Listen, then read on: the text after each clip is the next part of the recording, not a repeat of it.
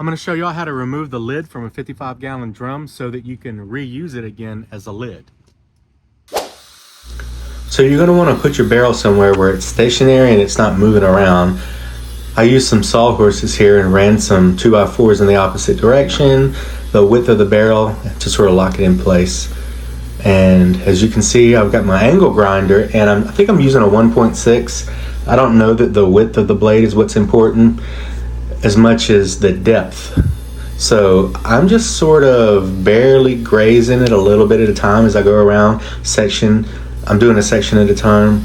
So I'm not wanting to dig in all the way. The way these barrels are made is right at the top there, that barrel meets the lid, and behind where I'm cutting, if I were to cut all the way through that, I would actually cut through the sidewall of the lid and it would render this useless. So you can, the idea is to only cut through the width of the actual barrel. So that's going to be tricky.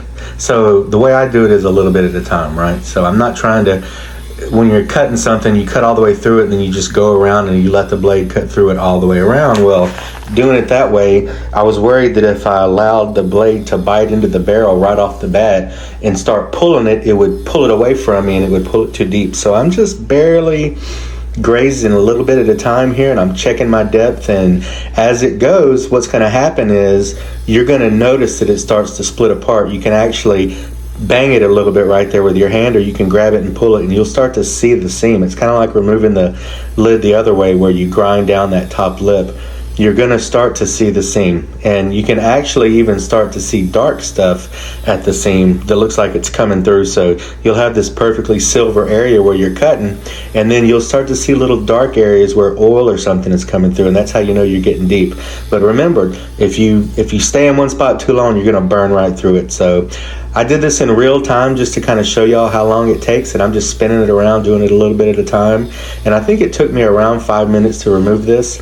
I'm going to speed it up now so that y'all can see that I shot this all in real time and that I'm not using any tricks or anything. Yeah, see right there, you can already tell what I was pointing at was that it was starting to already break free. So I'm going to speed it up right now until I get to the part where it starts to come off.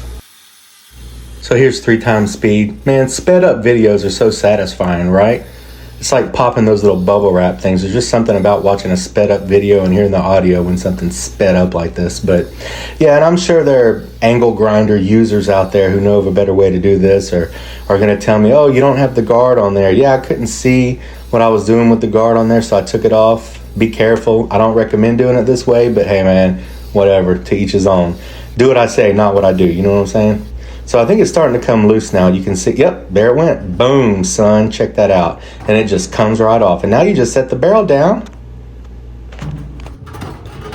and put the lid right back on it and just kind of slide it until it slides in place. There we go.